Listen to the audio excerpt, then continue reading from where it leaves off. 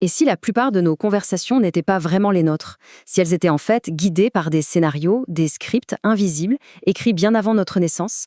C'est l'idée un peu folle, mais vraiment fascinante, du livre Communiquer pour vivre. On va plonger ensemble au cœur de ces forces qui façonnent nos relations, souvent sans même qu'on s'en rende compte. Alors, regardez cette scène. Elle est tirée du livre. À première vue, c'est tout simple, un enfant qui demande de l'argent.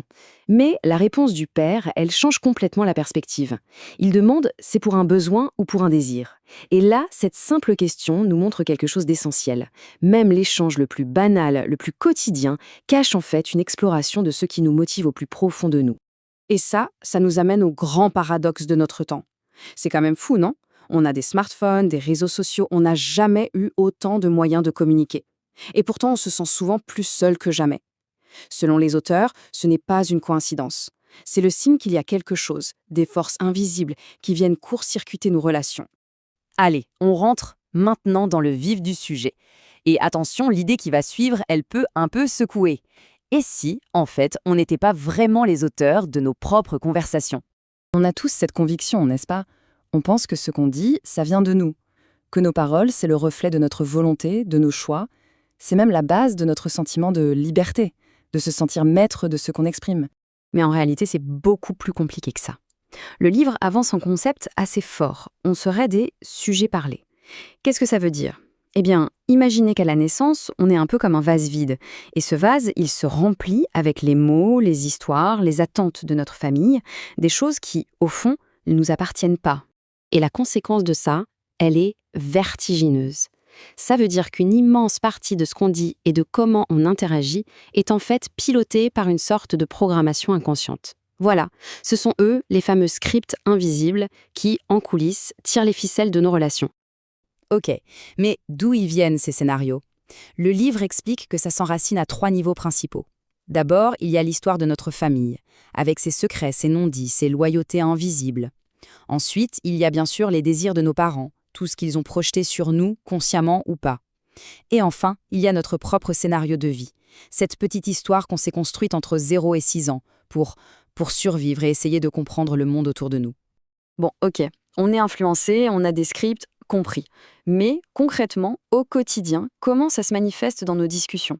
Eh bien, le livre nous donne une grille de lecture super intéressante pour évaluer la qualité de nos échanges. En gros, il y a 3 niveaux. Le premier niveau, c'est parler. Parler, c'est juste faire du bruit, meubler le silence. Au-dessus, il y a communiquer. Là, on transmet de l'information, le but c'est de persuader et de convaincre. Et puis, tout en haut, il y a dialoguer. Et là, attention, c'est une autre dimension.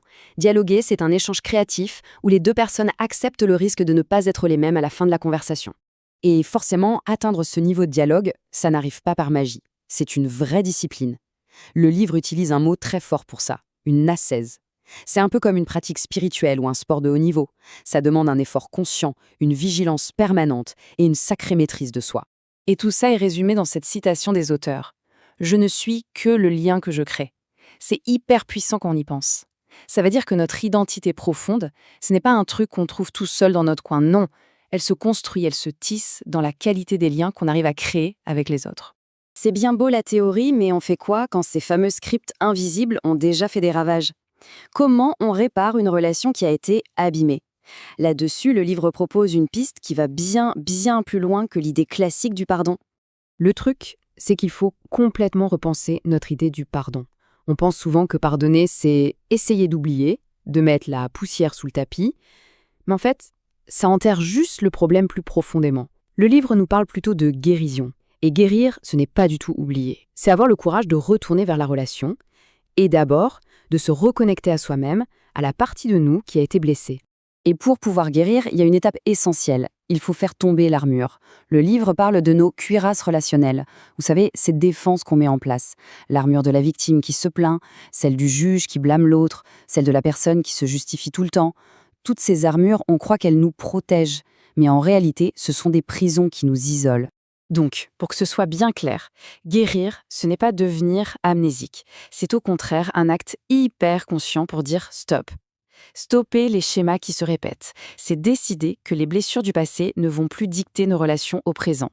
En fait, c'est tout simplement reprendre les rênes de notre propre histoire.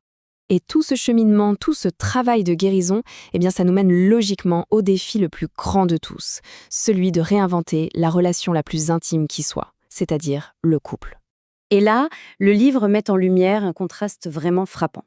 D'un côté, on a le modèle du couple traditionnel. Lui, il est basé sur la sécurité, les devoirs sociaux, des rôles bien définis, et très souvent la paix du ménage reposait sur le sacrifice de l'un des deux. De l'autre côté, on a l'aspiration au couple moderne, un partenariat basé sur la croissance mutuelle, l'égalité, où deux individus autonomes et entiers décident de créer ensemble une intimité. Seulement voilà, le gros défi de ce nouveau modèle, c'est qu'il n'a pas de mode d'emploi, pas de carte, c'est un territoire complètement nouveau à explorer. Ça veut dire que chaque couple doit en quelque sorte devenir un inventeur, créer son propre langage, ses propres règles du jeu et tracer son propre chemin. Et ça nous laisse avec une dernière question, une question qui change tout.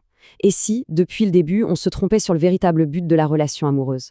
Et si son objectif principal, ce n'était pas de nous rendre heureux, mais de nous rendre entiers? Si on voyait le couple comme un chemin incroyable pour guérir nos blessures, faire face à nos parts d'ombre et finalement devenir pleinement l'auteur de notre propre vie. C'est peut-être ça, au fond, le secret d'une communication pour vivre.